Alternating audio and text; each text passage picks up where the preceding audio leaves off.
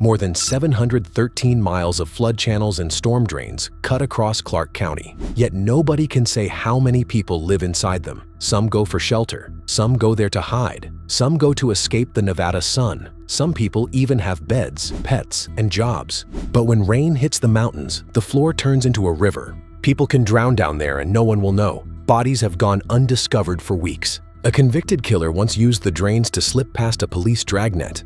We're unpacking which tunnel legends are nonsense and why the darkest proven story is worse than the myth.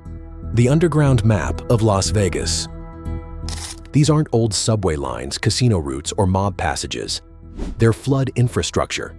Open washes, concrete channels, box culverts, and enclosed storm drains carrying runoff across the Las Vegas Valley. There are more than 713 miles of channels and storm drains, plus 111 detention basins. That doesn't mean 713 miles of walkable tunnel. Much of it is open-air channel, and only a slice passes near the Strip.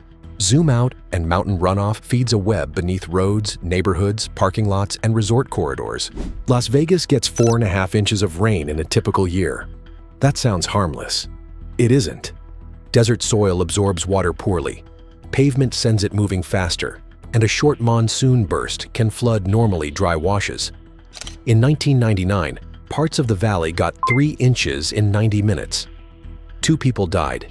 369 homes were damaged or destroyed, and major highways became lakes. The tunnels were built to move water fast. Human survival was never part of the design. Who lives down there and why? There's no official underground census. That's why the estimates clash. Help of Southern Nevada has placed the population between roughly 500 and 1,000. Outreach workers quoted by KFF Health News gave 1,200 to 1,500. Those figures cover a shifting valley-wide population, not one packed settlement under the Strip.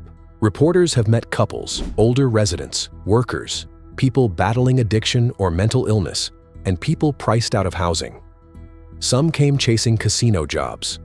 Others lost housing after a rent increase, medical trouble, breakup, or relapse. Notice how the tunnel solves several problems at once. It blocks the desert sun, holds warmth on cold nights, gives partners and pets room, hides possessions, and creates distance from street fights, police contact, and camp clearances. That safety is conditional. A dry tunnel can feel calmer than a sidewalk. Add an overdose, violent dispute, or storm over the foothills, and the calculation flips in seconds. From the Strip, living underground looks unthinkable. From the sidewalk, it can look like the better option. How life works in the dark. Journalists have documented plywood beds, raised mattresses, chairs, shelves, rugs, shopping carts, small lights, wall art, books, pets, and improvised washing areas. In 2009, ABC visited a couple whose setup included a bed, bookcase, and makeshift shower. In 2025, Fox 5 met Dave, who said he'd lived in the tunnels for 8 years. His camp had a bed, a light, and art. Food and water come from outreach teams, stores, food banks, jobs, panhandling, or neighbors sharing. Far from an entrance, daylight vanishes, and cell service can fail. A minor injury can become serious before help reaches the right opening. The tunnels aren't one underground city. They're scattered camps separated by darkness, distance, and territory. When the flood comes, residents learn warning signs. Water may spurt from small openings. Loose trash starts moving. Then comes a roar. One resident compared it to the sound of an oncoming train. The flow of rainwater can carry shopping carts, wood, rocks, furniture, and whole camps at speeds reported near 30 miles per hour. In June 2016, nearly 8,000 gallons per second tore through parts of the flood system. The Tropicana detention basin, holding more than 16 million gallons, filled in 30 minutes. 3 people died. One survivor, known as Jazz, woke to water hitting the camp in waves. His girlfriend Sharon didn't make it out. Another former resident, Philip Perry, said rising water once forced him to cling to a ladder for 2 to 3 hours. Do police ever enter the tunnels? Yes, So do firefighters, maintenance crews, medical teams, outreach workers, and cleanup contractors. They enter for crimes, body recoveries, missing persons searches, medical calls, repairs, storm warnings, and clearances. For example, LVMPD cleared drainage tunnels ahead of the 2024 Super Bowl. There's no tunnel address system or emergency line. Routine deep patrols are limited. Darkness, debris, bad air, weak radio contact, and sudden water make entry risky. That means someone missing may stay missing until a resident, outreach worker, or maintenance crew reaches the right passage. The tunnels aren't outside the law. The tunnels are places where enforcing the law is slower, harder, and more dangerous. The darkest stories that are true. Journalist Matthew O'Brien entered the drains after reading about Timmy T.J. Weber, a killer who used them to evade police during a 2002 manhunt. O'Brien expected empty concrete. He found people living there. His reporting became the 2007 book Beneath the Neon. In 2009, he founded Shine a Light, which sends teams into the drains with supplies, case management, treatment referrals, medical links, and housing help. The darkest true Vegas tunnel stories need no exaggeration. Arthur Jack Crum was beaten inside a drainage tunnel on December 7, 2017. A witness told police the attacker used his hands and a length of rebar.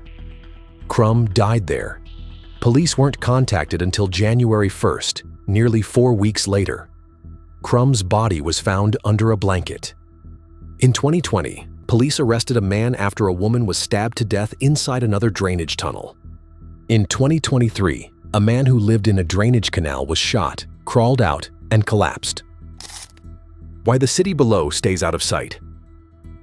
Las Vegas isn't the only American city with people sheltering underground.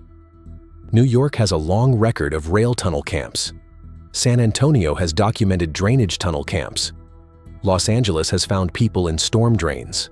Vegas stands apart for geography and contrast. Extreme heat makes shade valuable. Large drainage routes cut through developed land. Tourist wealth sits only a few feet away from deep poverty. Visitors move through managed spaces, airport, rideshare, hotel, casino, show, restaurant, so a drainage opening becomes visual wallpaper. Entrances sit behind fences, below roads, or inside ordinary washes. News coverage spikes after a flood, homicide, race, or Super Bowl, then fades. Clear one section and the same question remains. Where does everyone go? Some take housing or treatment.